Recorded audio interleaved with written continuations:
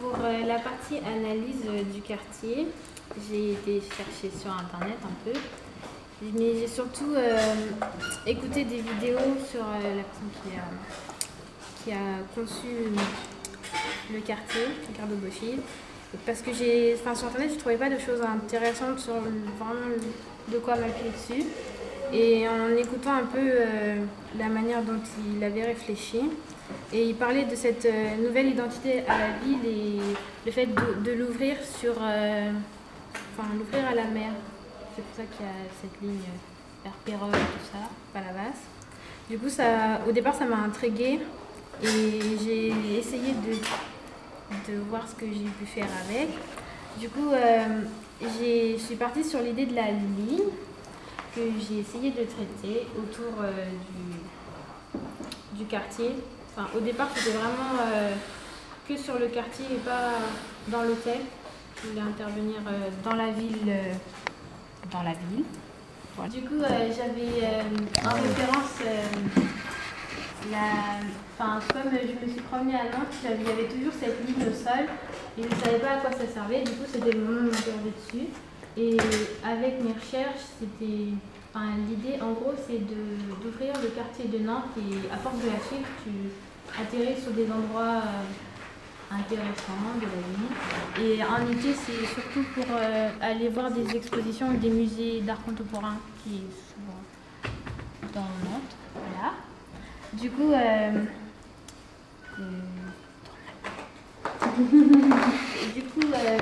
mon idée, c'était de faire une ligne qui rejoint tous les points importants de la ville de Montpellier. Du coup, j'ai d'abord réfléchi sur cette passerelle-là. Mais avec le prof, on en a parlé. Puis, c'était pas vraiment intéressant parce qu'il fallait justifier par rapport à la mairie et tout ça. Parce qu'une ligne pour un hôtel, c'est un peu faire du chouchoutisme. Non, chouchoutisme, ça ne dit pas. Favoritisme. Du coup, je l'ai laissé en suspens, mais j'ai réfléchi en même temps dessus. Je pensais à pas une ligne plate comme vous l'avez vu sur la précédente diapositive, mais plus quelque chose de réactif. Du coup, j'avais cette idée de marcher dessus, un peu comme quand on écrase les coquilles d'escargot, quand il pleut, tout ça. Quand on écrase, au moins on est interpellé par ce qui se passe, du coup on peut regarder à nos pieds. Et puis, mon objectif c'était de marcher dessus et voir un message ou quelque chose qui nous mène à l'hôtel. C'est resté un peu en suspens, du coup je me suis redirigée sur l'hôtel, tout en gardant ma ligne du coup. Et ce qui m'a choquée en fait, c'est que pour un hôtel 4 étoiles, il y a vraiment l'anarchie dans tout le lieu. Il n'y a aucune cohérence dans les lignes, il n'y a pas de choses cohérentes. Voilà. Qu'est-ce que j'allais dire? Ah oui, et du coup, à ce moment-là, je me suis rappelé que j'étais déjà venue dans l'hôtel au tout début de l'année parce que j'étais perdue. Du coup, ça rejoint un peu mon idée de ligne, tout ça. Voilà. Mais du coup, ça ne m'avait pas vraiment fait penser à un hôtel dit 4 étoiles. Et le jour de la visite, je lui ai demandé pourquoi, qu'est-ce qui fait leur spécialité. Et puis, en fait, ils avaient l'air de se contenter de certaines normes, pas vraiment d'avoir le petit truc. Du coup, ça m'a choquée un peu. Du coup, j'ai essayé de travailler dessus avec ma ligne et mon objectif c'est de leur apporter le petit truc qui ferait peut-être la petite 5e étoile. C'est pas trop. Et du coup, avec ma ligne au départ, j'ai décidé de faire des petites expérimentations avec le logo. Vous n'allez pas trop bien voir, mais c'est cet aspect voluptueux là qui m'a interpellée.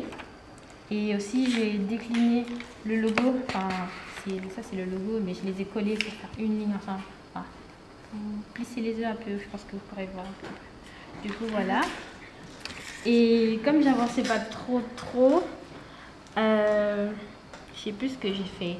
Mais je suis partie sur des choses anarchiques qu'il y avait sur l'hôtel. Et ce qui m'a le plus marqué, c'est le tout petit tableau qu'il y avait sur le comptoir, qui est plutôt enfin, qui résume bien en fait ce que je pensais de l'hôtel en fait, je pense. Vous voyez un peu. Voilà. Je sais pas comment enchaîner. Est-ce que tu peux tourner voir ce qu'il y a? Et j'étais allée à une exposition de Andy Warhol et je me rappelais à cette entrée-là, j'étais dessous, et j'ai vu un amas de trucs, un peu comme dans l'hôtel, on ne sait pas trop ce qui se passe. Et en fait, après, j'ai compris qu'il fallait se mettre en hauteur, de mon point de vue là, sur cette photo, pour percevoir la signature d'Andy Warhol sur le reflet à l'extérieur, enfin, de l'autre côté, en face. Vous suivez? Du coup, c'est cette idée-là qui m'a décidé à vouloir changer de dimension parce que, enfin, je ne sais pas si vous vous rappelez, mais j'ai dit que ma ligne, elle était en 2D, toute plate, ou presque. Et arrivée dans l'hôtel, du coup, avec cette idée, j'ai décidé de faire un changement de dimension, de la rendre vivante. Du coup, j'ai fait une planche tendance qui voulait un peu résumer ce que je voulais, qui se trouve ici. Bon, c'est un peu flou, mais le sentiment que j'avais à ce moment-là, c'est quelque chose de vivant, un peu comme la vague dans le dessin animé de la Nouvelle Princesse, vous l'avez vu? Oui, elle est magnifique. Hein. Du coup, c'est ce mouvement-là qui m'a poussé à vouloir aller plus loin sur cette idée de ligne. Et ensuite, je crois qu'il y a eu la semaine où on faisait un peu ce qu'on voulait. Et j'ai pas trop eu d'idée. Enfin, j'avais un sentiment, j'avais produit ça. Bon, il est un peu raplaplat ici. Mais c'est pas. Enfin, en gros, mon idée, c'était d'apporter une expérience à l'intérieur de l'hôtel. Et le sentiment d'être perdu, je pense que c'est ça que je voulais traduire à l'intérieur d'avoir un espèce de gros gribouillage. Merci. Gribouillage à l'intérieur. Du coup, c'était ça et je l'ai décliné en plusieurs fois. J'ai essayé de le tester avec des fausses colonnes, mais ça s'est un peu cassé la gueule. Ça s'est rétamé. Et...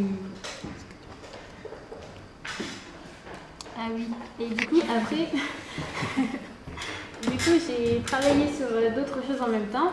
Et ça, c'était à une expo, j'avais vu ce sentiment de magma que ça me faisait rappeler à toutes mes expérimentations.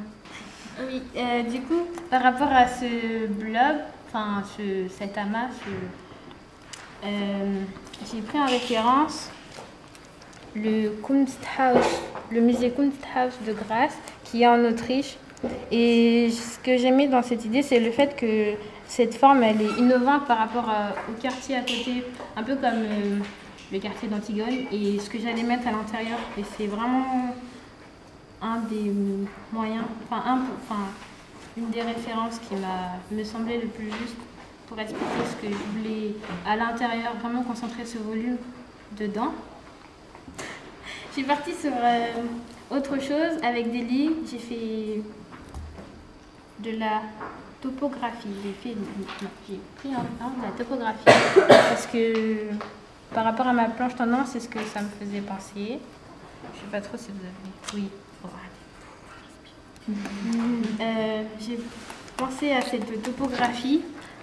Pourquoi, je ne sais plus. Mais c'est encore cette idée de ligne qui me trottait. Du coup, je ne savais pas où ça allait mener, mais je l'avais pris en référence. Et en regardant de plus près, ça me faisait penser à des strates. Et comme l'année dernière, j'avais travaillé sur un projet sur l'agriculture. Non, pas l'agriculture. L'archéologie. Du coup, ça m'a fait penser à ça. Et du coup, j'ai encore fait des photos à Lyon cette fois. C'est le théâtre gallo-romain de, je sais plus, merci, de Fourvière. Et ça rentrait totalement en adéquation avec ce que je voulais, les lignes, tout ça. Merci. Et du coup, j'ai fait une maquette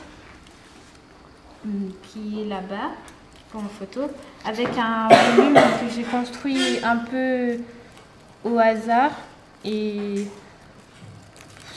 ça traduit un peu le sentiment qu'on devrait ressentir à l'intérieur de l'hôtel.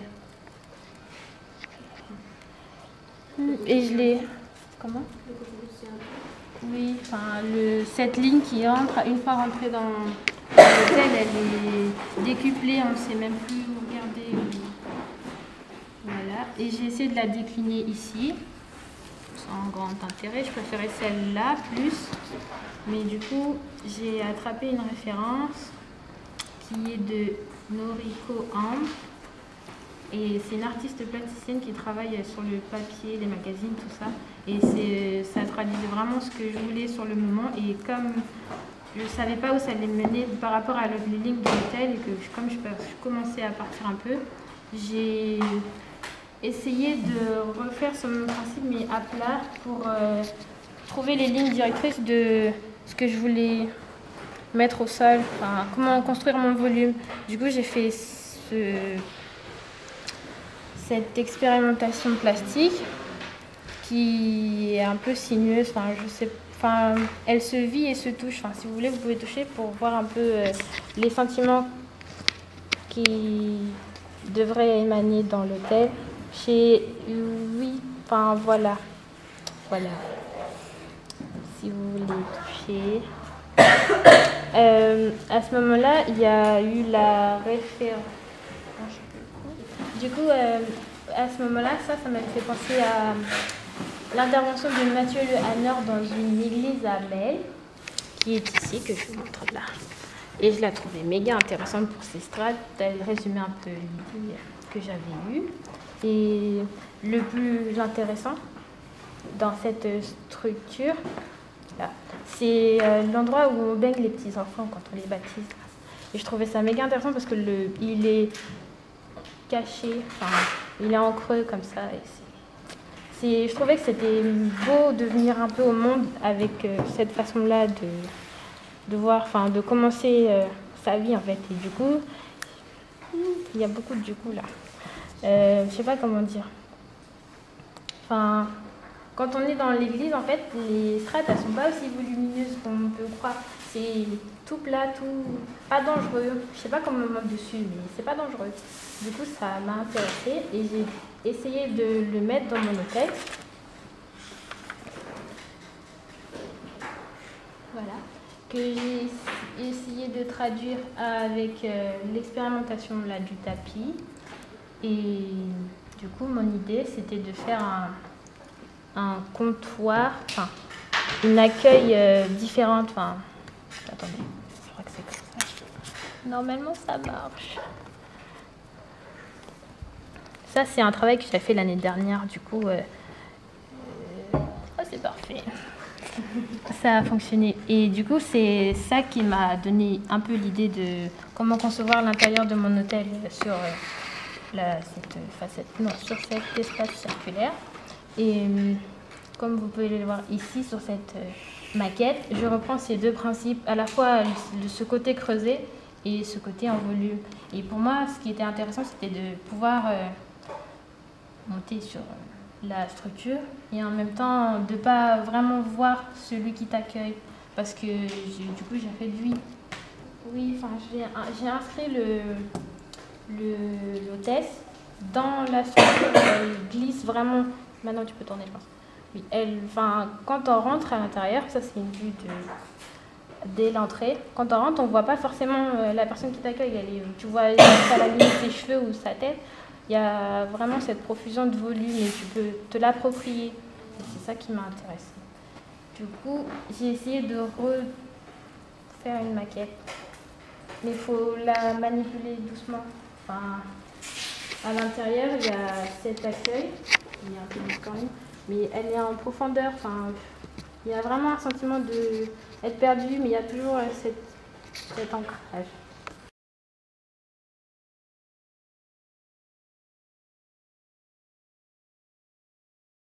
Mais voilà, il y a une démarche là, vous voyez, singulière, une façon aussi d'aborder. Ce qui est intéressant, c'est ce que tu soulignais, c'est l'utilisation aussi des références. On voit que, alors peut-être trop proche pour certains, mais c'est vrai que tu l'investis cette référence puisque tu vas sur place. Enfin, c'est des références en plus, je pense que tu as déjà vues ou pratiquées. C'est intéressant que vous travailliez aussi avec des choses qui vous touchent véritablement et qui soient remis dans un projet avec une autre dimension, parce que je pense que vous avez avec une référence que vous mettez dans un projet, une autre façon de le voir après le projet. J'ai décidé de ne pas mettre de pas garder la ligne à l'extérieur parce que c'était pas vraiment nécessaire. Je pensais plus fermer l'espace à l'intérieur pour mettre des vitres troubles, la vitre là où il y a le face, la troubler, pas voir ce qui se passe à l'intérieur, et une fois à l'intérieur on le vit et c'est cette expérience-là qui va nous pousser à revenir ou à en parler aux autres. Du coup, c'est pas vraiment nécessaire de... Il fonctionne bien, il y a une place pour les références qui est assez particulière, parce que c'est pas juste des choses que tu poses comme ça, t'en tiens compte et ça te permet de rebondir et d'avancer vers des zones que tu n'avais peut-être pas envisagées, etc. Je trouve ça bien. Mais après, en même temps, ce que tu proposes, je trouve ça trop proche de ce qu'a fait Mathieu Le Hanner. Qu'est-ce que tu en penses? Moi, je pense pas. Parce que j'ai été le voir et c'est pas du tout comme ça. Parce qu'il a pas... dans le principe, je pense que c'est pareil. Dans le sens où lui, il est aussi venu s'inscrire dans une église qui était déjà ancrée. Un peu comme ce que je veux. Mais ce qu'il a fait, c'est plus plat et c'est réservé à la limite au petit gars qui fait sa petite prière là, je crois. Ça montrait sur les murs aussi, il y a une ligne aussi qui passerait entre les poteaux, enfin entre les piliers, là. Ça. Donc déjà, voilà, ça change un peu. Le Hanner, il travaille essentiellement sur la strate du sol qui monte et qui descend. Après, il a déjà conçu son... Je t'aide un peu pour lui, il a expliquer que déjà c'est pas la même chose. il a déjà ses plans, alors que là, c'est vraiment quand on ira sur le terrain. Ça envahit l'espace total. On tire un peu comme une pâte à fixe, on le module vraiment à notre façon. Donc, c'est pas vraiment. Enfin, j'ai fait des plans ici, mais c'est pas forcément à ça que ça va ressembler. Oui, c'est la être ça patte de sur la le sol personne. et après, il y a le reste qui. Ça peut envahir les trois dimensions. Quoi. Oui. Et la couleur, elle reste blanche. Oui, c'est pas aussi dit ça. Enfin, oui. Parce que le Hanner, c'est lié effectivement sans doute à la virginité, enfin, l'enfant qui naît. Tu le gardes blanc, j'avais pensé à tout peindre en blanc dans l'hôtel. Et après, je me disais aussi avec le bois, ça peut être intéressant parce qu'il a aussi ses rainures. Et le rajouter à cette forme sinueuse, ça peut encore plus le perdre.